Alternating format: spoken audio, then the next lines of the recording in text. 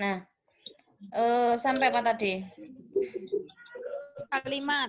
Kalimat ya. Kalimat adalah, siapa yang masih ingat?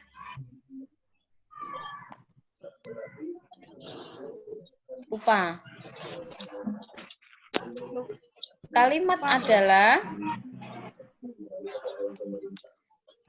karena kebanyakan kuliah daring, jadi melupakan saya tentang kalimat.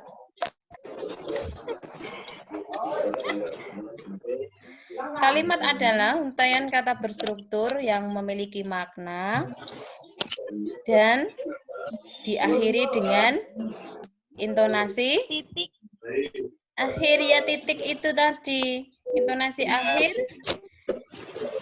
di dalam bahasa lisan, intonasi akhir itu berupa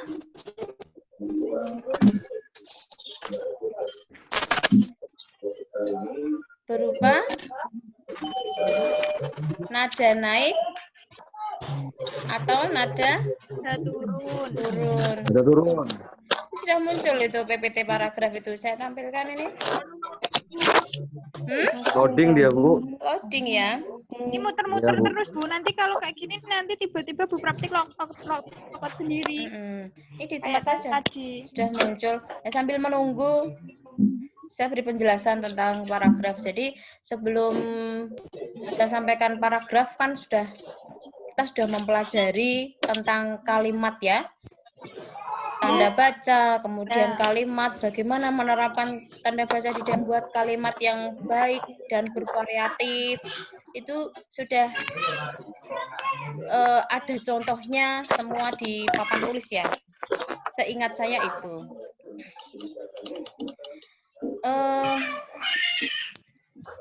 Di dalam bahasa lisan, intonasi akhir itu berupa apa? Siapa yang masih ingat? Nada naik atau nada turun. Turun. Siapa yang menjawab tadi? Febrian kita, Bu.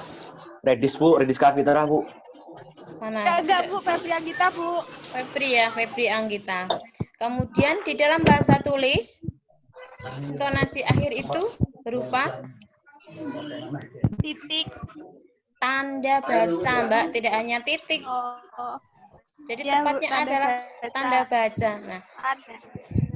Kalau titik itu sendiri nanti ditemukan di dalam sebuah kalimat aktif atau dalam sebuah kalimat pernyataan ya. Kemudian kalau tanda baca seru dan tanda baca tanya tentu beda lagi ya, ditemukannya dalam kalimat tanya gitu. Sudah sampai belum itu PPT paragraf ya? Udah, Bu. Paragraf udah? Atau alinea ya. Ini. Hah? Iya, udah. Slide 1.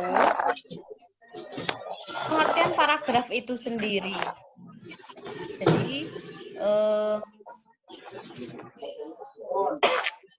paragraf atau alinea adalah suatu bentuk bahasa yang biasanya merupakan hasil penggabungan beberapa kalimat dalam upaya menghimpun beberapa kalimat menjadi paragraf. Yang perlu diperhatikan adalah, nah ini penting, jadi paragraf itu mempunyai paduan atau koheren ya.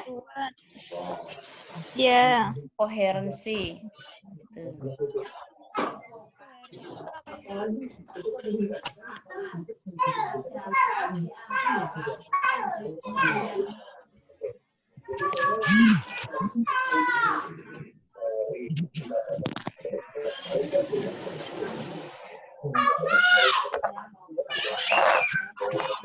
Kemudian ciri-ciri paragraf yaitu kalimat pada baris pertama terletak agak menjorok ke dalam. Nah, Mudahnya kalau kita mengetik menggunakan komputer itu dengan menggunakan tombol apa? Tabulasi. Mana komputer harus memahami fungsi daripada semua keyboard yang ada di komputer ya. Jangan sampai memalukan dunia persilatan ketika membuat ketikan di Word banyak kesalahan. Ya, memalukan dunia persilatan nanti. Memalukan dunia persilatan. Kemudian ciri paragraf yang kedua, paragraf memiliki dua jenis kalimat, yaitu kalimat utama dan kalimat penjelas. Sebuah paragraf biasanya memakai satu kalimat utama dan beberapa kalimat penjelas.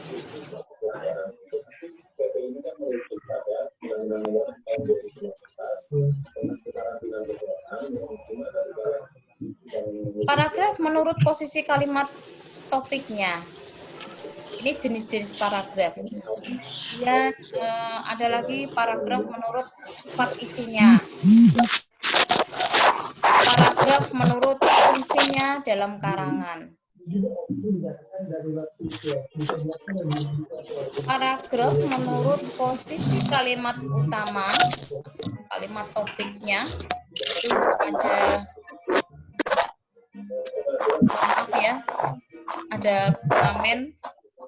Masuk enggak itu suaranya? Masuk suaranya. Kasih uang. Keren.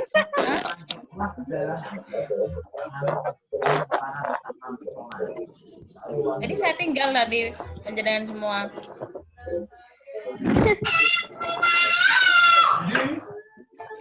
Saya lanjutkan ya. Tadi ada pintas iklan. Jadi jenis paragraf menurut posisi kalimat topiknya. Ada paragraf deduktif, paragraf induktif, paragraf deduktif, induktif, kemudian paragraf penuh kalimat topik.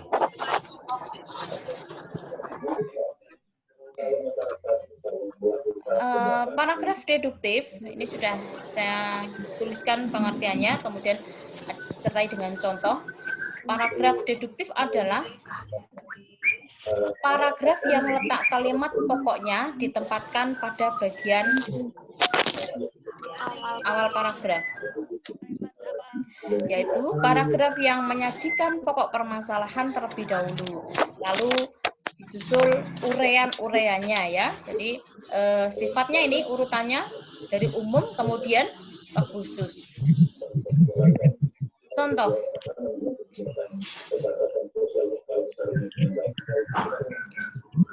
Salah satu coba membaca ini. Jadi saya lihat bagaimana progres setelah mempelajari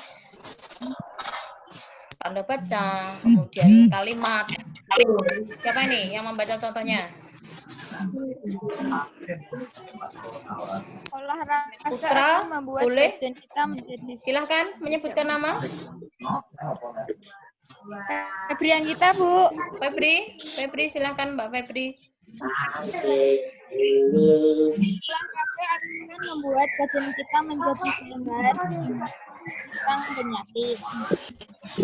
Fisik orang yang berolahraga dengan yang jarang atau tidak pernah berolahraga sangat jelas berbeda.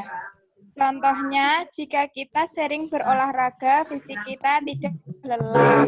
Sedangkan yang jarang atau tidak pernah olahraga, fisiknya akan cepat lelah dan mudah terserang penyakit. Nah, jadi ini perlu diperhatikan, kalau kita membaca, itu tidak boleh mengurangi ataupun menambah daripada isi bacaan. Tadi yang saya dengar Mbak Febri, di kalimat terakhir ini kan berolahraga. Tadi dibaca olahraga ya, saya mendengar itu. Ya. Nah, Tidak pernah berolahraga. Nah, tadi kan tidak pernah olahraga ya.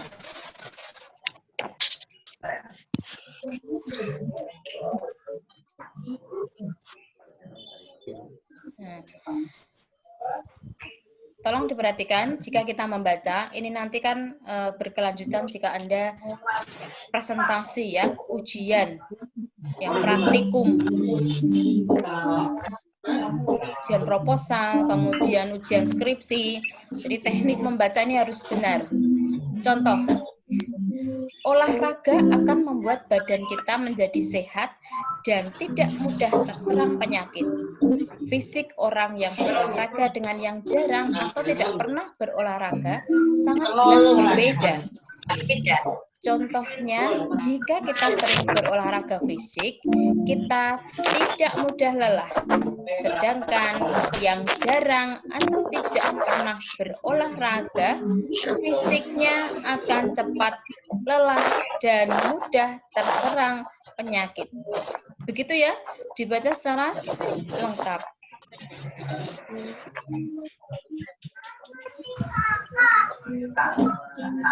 Paragraf induktif. Bila kalimat pokok ditempatkan pada akhir paragraf, nah ini akan terbentuk sebuah paragraf yang namanya paragraf induktif. Jadi ini cara menghafal mudah. Paragraf induktif. Ini kan artinya kan di awal ya. Diantonimkan saja bahwa induktif ini adalah letak kalimat utamanya ada di akhir. Antonim kok awal. Antonim itu ya lawan daripada kata in. Jadi letaknya ada di akhir. Dan, contohnya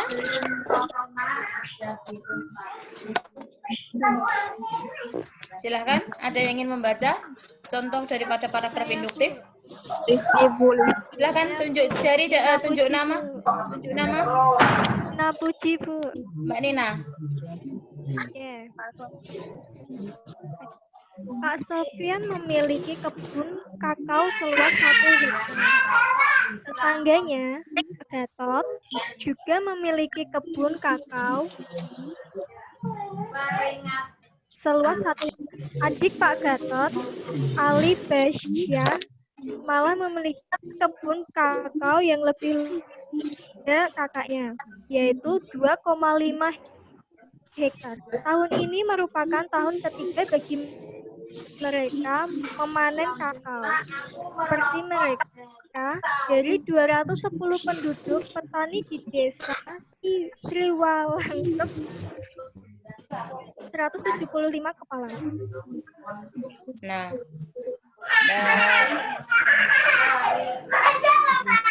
Mbak siapa tadi? Nina.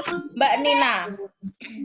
Mbak Nina, yang saya dengar tadi, pada saat berada pada kata kebun kakao, Mbak Nina kan berhenti sejenak, padahal di sini tidak terdapat tanda baca koma. Teman-teman yang lain juga mendengar begitu? Ada jeda? Iya, Bu. Nah, kenapa Mbak Nina? Di sini kan tidak ada jedanya. Ambil nafas, Bu. Hah? Ambil nafas? Ambil nafas. Ambil nafas. Jadi, contoh paragraf induktif adalah Pak Sofian memiliki kebun kakao seluas 1 hektar. Di sini harus berhenti karena ini tanda baca. Tanda baca titik. Tetangganya Pak Gatot juga memiliki kebun kakao seluas 1 hektar. Adik Pak Gatot, Ali Basya, malah memiliki kebun kakao yang lebih luas daripada kakaknya, yaitu 2,5 hektar. Tahun ini merupakan tahun ketiga bagi mereka memanen kakao. Seperti mereka, dari 210 penduduk petani di desa Sriwalangsep, 175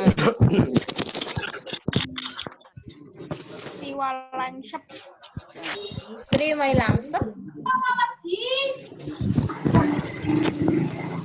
terdiri dari 175 pala. Ini seharusnya diakhiri dengan tanda tanda baca titik ya. Ya, ya.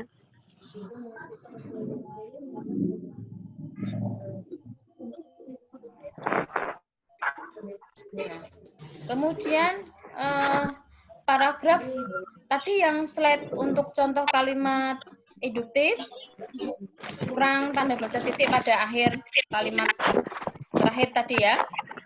175 kepala. Selanjutnya jenis paragraf penuh kalimat topik. Jadi seluruh kalimat yang membangun paragraf sama pentingnya sehingga tidak satupun kalimat yang khusus menjadi kalimat topik. Jadi semuanya itu jadi kalimat utama. Jadi tidak dijelaskan pada kalimat-kalimat berikutnya ya. Paragraf penuh kalimat topik ini terdapat pada contoh. Pagi hari itu aku berolahraga di sekitar lingkungan rumah dengan udara yang sejuk dan menyegarkan. Di sekitar lingkungan rumah terdengar suara ayam berkokok yang menandakan pagi hari yang sangat indah. Kuhirup udara pagi yang segar sepuas-puasku. Nah, jadi ini semuanya nih kalimat utama. Jadi pada kalimat pertama, pagi hari itu aku berolahraga di sekitar lingkungan rumah. Nah, titik. Jadi harusnya kalau sebagai paragraf deduktif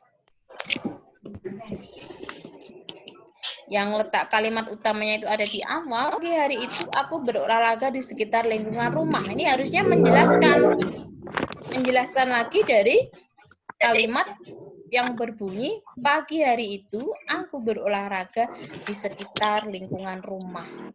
Itu.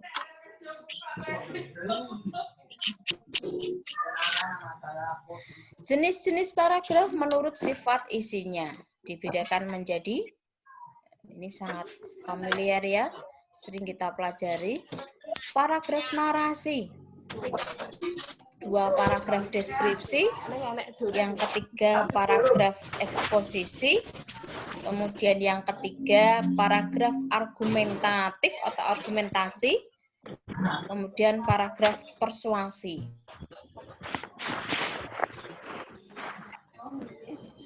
Paragraf narasi adalah paragraf yang menggambarkan peristiwa atau keadaan dalam bentuk data atau cerita. Jadi menggambarkan peristiwa isi paragraf itu.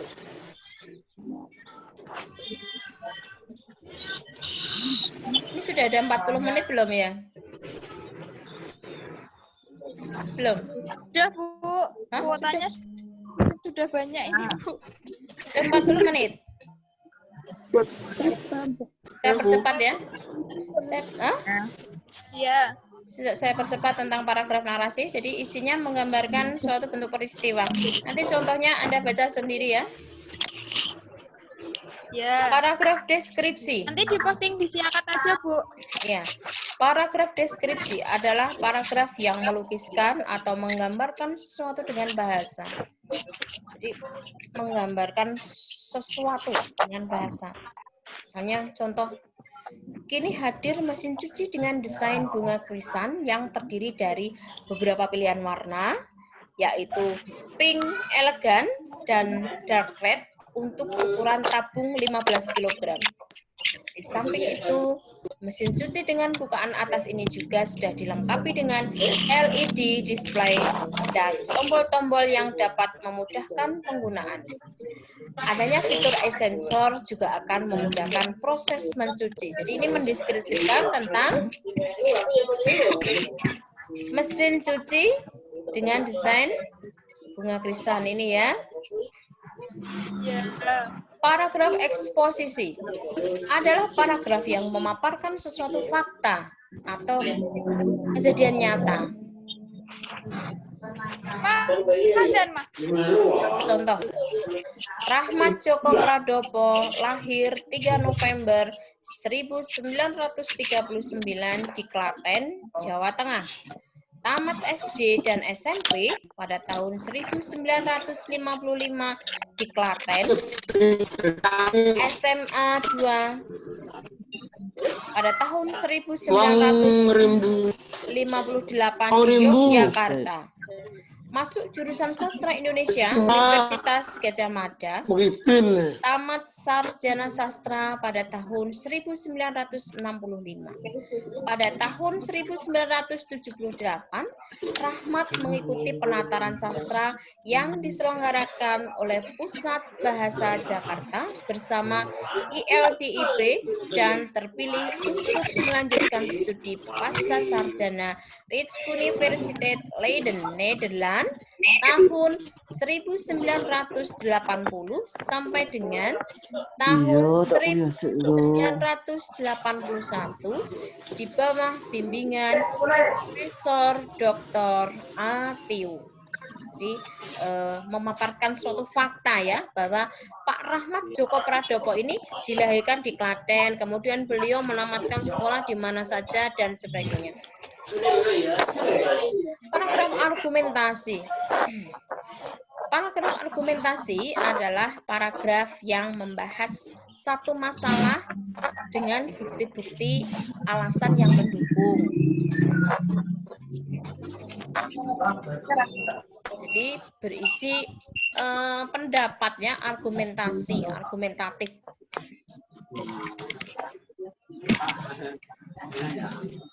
Kemudian paragraf persuasi. Paragraf yang mempromosikan sesuatu atau mempengaruhi, mengajak pembaca supaya tertarik. Kemudian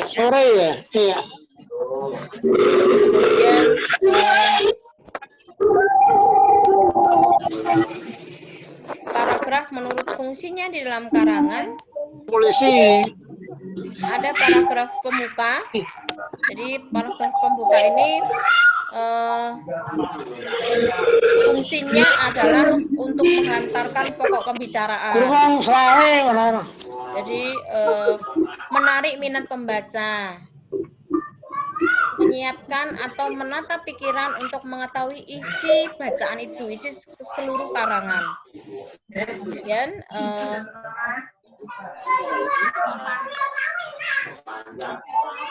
ini fungsi daripada paragraf. Kemudian ada paragraf pengembang ya. Jadi saya kuliah daring ini harusnya ini ya mahasiswa juga menyiapkan sikon, situasi dan kondisi. Jadi tidak terdengar suara yang sebenarnya bisa mengganggu perkuliahan daring ini.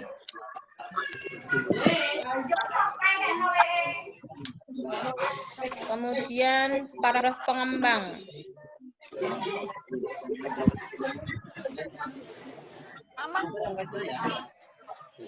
Syarat-syarat paragraf yang baik. Nah, di sini syaratnya supaya paragraf yang kita tulis itu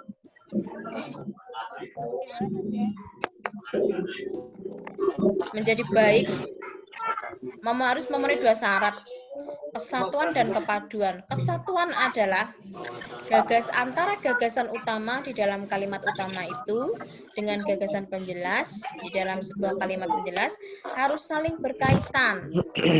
Jadi tidak saling bertentangan ya, sehingga menimbulkan kalimat yang sumbang di dalam paragraf. Kemudian syarat paragraf yang kedua adalah kepaduan. Kepaduan adalah suatu hubungan selaras antar kalimat yang saling mengikat. Jadi berhubungan, kemudian supaya tidak menimbulkan kalimat yang sumbang dan saling mengikat ini.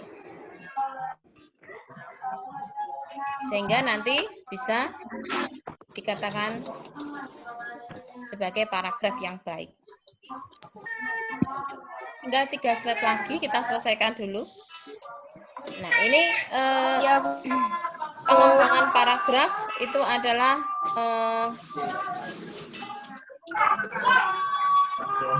langkah-langkahnya pengembangan paragraf dengan pemberian contoh. Kemudian yang kedua, pengembangan paragraf dengan definisi luas. Jadi yang dimaksud dengan pengembangan paragraf dengan pemberian contoh, jadi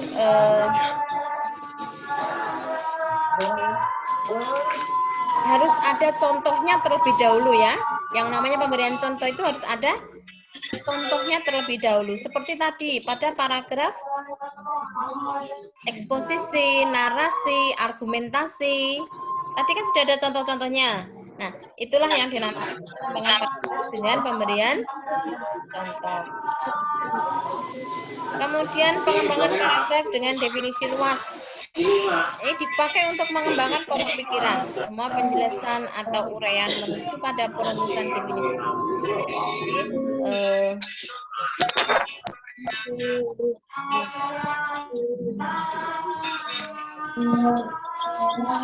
Jadi untuk pengembangan paragraf dengan definisi luas,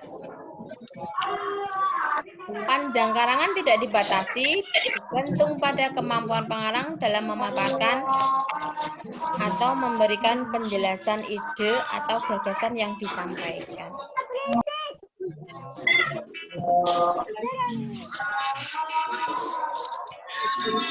Terakhir, ucapan terima kasih kepada mahasiswa yang sudah hadir dalam Makasih Bu Prati. Ya. Terima kasih, Bu. Nanti absensinya tadi sudah ya. Perkuliahan Belum muncul, Bu, di siakat, Bu. Masih Oh ya. Sebentar. Setelah ini ada pertanyaan seputar paragraf ini? Ada, Bu. Ada? Ada? Sudah semua ya? Ya. Nah, kalau sudah jelas bisa dipahami, perkuliahan daring saya akhiri. Ada notifikasi. Saya akhiri. Ya. Kemudian kita bertemu lagi pada pertemuan minggu depan ya yang akan datang. Perkuliahan saya akhiri. Selamat malam. Assalamualaikum warahmatullahi wabarakatuh. Waalaikumsalam warahmatullahi wabarakatuh.